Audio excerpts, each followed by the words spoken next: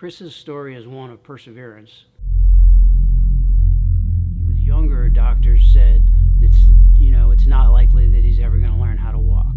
And then when he did walk, well, it wasn't likely that he was ever going to ride a bike. And now he's riding mountain bikes, and that just goes on and on and on. Hi, my name is Chris Pagano. I have GLUT1 deficiency syndrome. Chris was diagnosed with glucose transporter deficiency syndrome. GLUT1 transporter deficiency is when your body is deficient in an enzyme that shuttles glucose from your blood into your spinal fluid, which goes into your brain. So there's a little barrier called the blood-brain barrier where all of these enzymes exist. And if you're deficient or your enzyme is defective, it doesn't shuttle the glucose into each individual cell. So it actually took us until he was 6 years old to get him diagnosed. We took him to several medical facilities around the country, and we finally ended up in Yale, New Haven, where we met a doctor who just thought it was a possibility that Chris had this very rare disorder that he had just written about, and did in the end determine that he had this rare syndrome, which wasn't even named at the time. So Chris was 11th in the world diagnosed with this problem.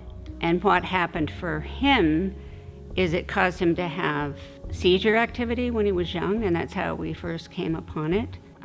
So when he was very young, when he was trying to sit in his high chair and eat, you could see his eyes rolling, and they were minor motor seizures. So it started we noticed it at probably 9 months. So there are certain things that you learn at those ages that he was able to learn, and there's other things that he's lost forever. So some of the slight uncoordination, reflexes, gait, things like that are things that he was affected by the seizure activity while he was learning them as a kid.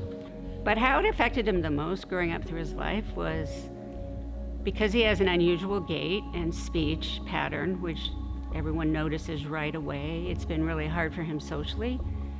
He's been excluded a lot. If you can imagine, he was bullied in school. However, by the time he got to high school, guys are pretty forgiving at that age. So, there were a few guys that really kind of took him under his wing.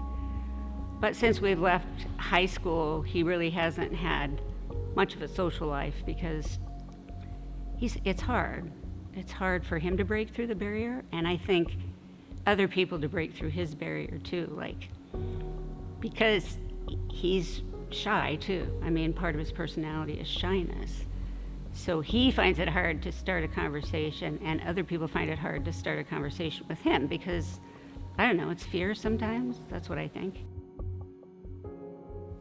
When I was growing up, it was more challenging to make friends, and I had a couple close friends who were on the street with me, but they were 5 or 6 years younger than me, and I had one really good friend, but he moved away when I was around 13, and he really never had the same relationship with him after he moved away.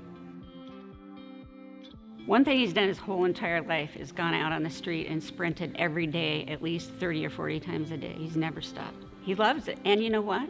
He learned at a really young age that when his brain got foggy or started acting up, he could go out and run, and it would clear up his mind. Part of his daily regimen to run, to sprint every day. So several times a day, he will just go out front and tear down the road. He's got his turnaround point. He goes as fast as he can down and back.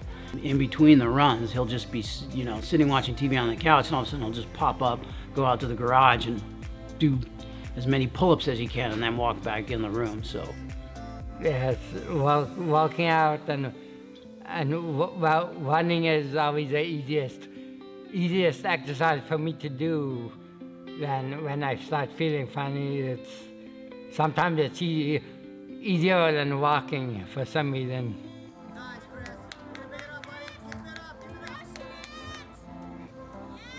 When we first moved to California about 6 years ago, we just did that to be able to have Chris be outside.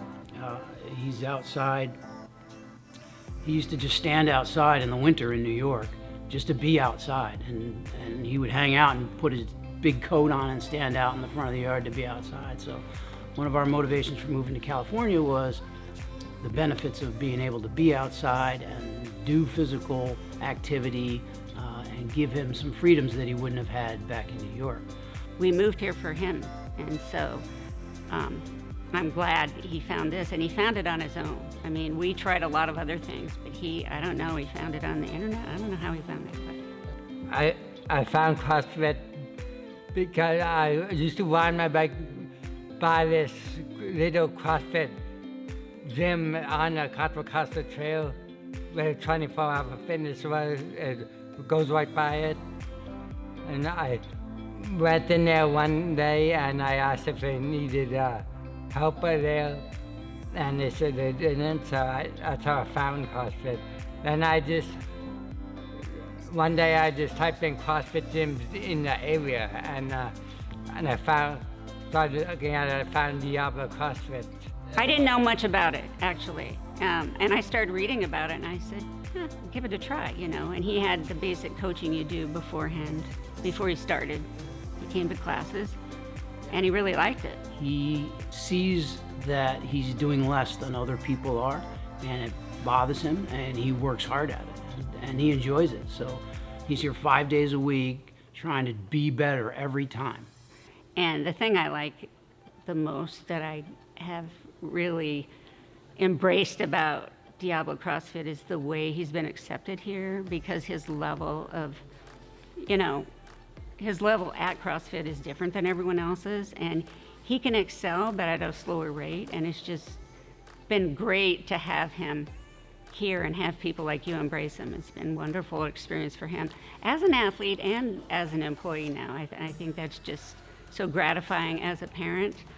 It's been something he struggled with his whole life, if you can imagine, being accepted and having a social network. Even if it's only working out, it's still a social network for him, and he feels included. Chris enjoys the competitive nature of the way that CrossFit logs all their workouts and builds on them. And I think the Open provides him an opportunity to actually compare himself to other people, and he likes that. He's never been extremely successful at competing against other people because of his disability. And so I think in this case, he can feel the strength that he's built, and he knows he's got some areas where he can be competitive. And so he's looking forward to being able to just join in the competition. But he also is equally motivated by the community at CrossFit. It's a team, people encourage you. It's not just sheer competition where everybody is against everybody else. So when he comes here, he gets support from the other people, which is critical, because if he was just here by himself and not doing well, he probably would stop. But he has the support of the other people, the other competitors, the other coaches and everything else. And so that's what keeps him involved and engaged, is the fact that there's people there that are giving him the support that he needs just to be the best that he can be. And I think that's why it's a success for him. I'm a really happy, and supportive person if you take the time to get to know me. But I know I might be different, but I try not to let it stop me.